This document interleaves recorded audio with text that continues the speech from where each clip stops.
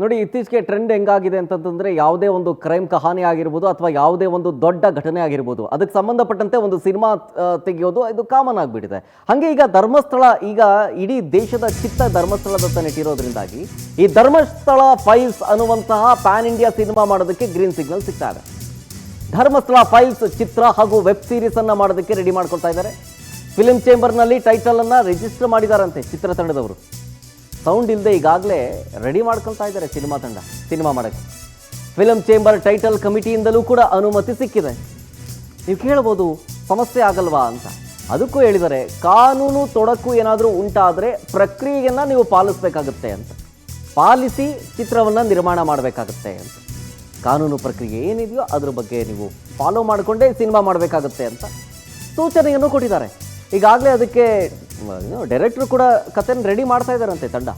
VK. Prakash ಅಂತೇಳಿ ಮಲಯಾಳಿ ನಿರ್ದೇಶಕ, ಇವ್ರ ಕಡೆಯಿಂದ ಸಿನಿಮಾ ಮಾಡಿಸುವಂಥ ಪ್ಲ್ಯಾನ್ ಇಟ್ಕೊಂಡಿದೆ ಚಿತ್ರತಂಡ. ಎಂ.ಎಸ್. ರಮೇಶ್ ಕತೆ ತಯಾರು ಮಾಡ್ತಾ ಇದ್ದಾರೆ ಅನ್ನೋದ್ರ ಬಗ್ಗೆ ಮಾಹಿತಿ ಸಿಗ್ತಾ ಇದೆ. ನಿಮ್ಗೆ ಗೊತ್ತಿದೆಯಲ್ಲ, ಕೇರಳದಲ್ಲಾದಂತಹ ಒಂದು ನಿಗೂಢ ಘಟನೆಯ ವಿಚಾರಕ್ಕೆ ಸಂಬಂಧಪಟ್ಟಂತೆ, ಜೊತೆಗೆ ಒಂದು ಈ ಫಿಲಮ್ಗಳನ್ನು ತೆಗೆದ್ರು. ಈಗ ಕೇರಳ ಫೈಲ್ಸ್ ಅಂತ ತೆಗೆದ್ರು, ಕಾಶ್ಮೀರಿ ಫೈಲ್ಸ್ ಅಂತ ತೆಗೆದ್ರು, ಉದಯಪುರ್ ಫೈಲ್ಸ್ ಅಂತ ತೆಗೆದ್ರು. ಹಾಗೆ ಧರ್ಮಸ್ಥಳ ಫೈಲ್ಸ್ ಅನ್ನುವಂಥ ಚಿತ್ರವನ್ನು ಸದ್ಯದಲ್ಲಿಗೆ ಅದನ್ನು ಸೆಟ್ಟೇರಿಸೋದಕ್ಕೆ ಪ್ಲಾನ್ ಮಾಡ್ತಾ ಇದೆ. ಬಹಿರಂಗವಾಗಿ ಸಿನಿಮಾವನ್ನು ಅನೌನ್ಸ್ ಮಾಡೋದಕ್ಕೆ ಸಿದ್ಧತೆಗಳನ್ನು ಚಿತ್ರತಂಡ ಮಾಡ್ಕೊಳ್ತಾ ಇದೆ.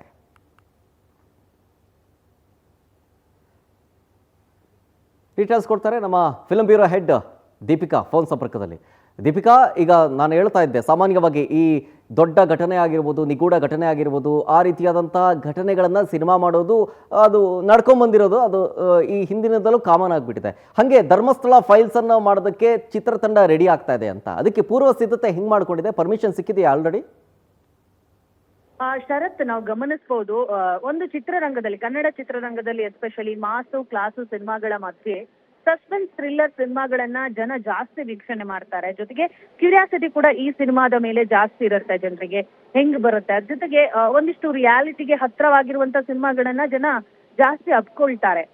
ಅದಕ್ಕೆ ಉದಾಹರಣೆ ಈಗಾಗಲೇ ಬಂದಿರುವಂತ ಕಾಶ್ಮೀರಿ ಫೈಲ್ಸ್ ಆಗಿರ್ಬೋದು, ಕೇರಳ ಫೈಲ್ಸ್ ಸಿನಿಮಾಗಳು ದೊಡ್ಡ ಮಟ್ಟಿಗೆ ಯಶಸ್ವಿಯನ್ನ ಕೂಡ ಪಡ್ಕೊಂಡಿದೆ. ಇದನ್ನೇ ಒಂದು ಆಧಾರವಾಗಿಟ್ಕೊಂಡು ಇದೀಗ ಧರ್ಮಸ್ಥಳ ಫೈಲ್ಸ್ ಅನ್ನುವಂತ ಸಿನಿಮಾವನ್ನ ಮಾಡಕ್ಕೆ ಚಿತ್ರತಂಡ ಮುಂದೆ ಬಂದಿರುವಂತದ್ದು. ಇದನ್ನ ವೆಬ್ ಸೀರೀಸ್ ಆಗಿ ಮಾಡಿದ್ರೆ ಚಿತ್ರತಂಡಕ್ಕೆ ಅನುಕೂಲವಾಗುತ್ತೆ ಅನ್ನೋ ಕಾರಣಕ್ಕೆ ವೆಬ್ ಸೀರೀಸ್ ಮಾಡಕ್ಕೆ ಚಿತ್ರತಂಡ ಹೊರಟಿದೆ ಅನ್ನುವಂತ ಮಾಹಿತಿ ಕೂಡ ಸಿಕ್ಕಿದೆ.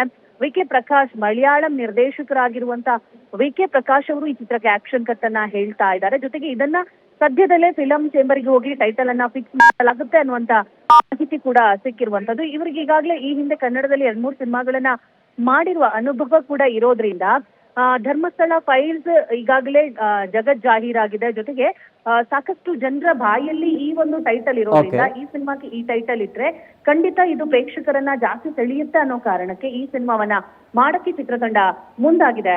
ಶರತ್, ಥ್ಯಾಂಕ್ ಯು ದೀಪಿಕಾ ಡೀಟೇಲ್ಸ್ಗಾಗಿ.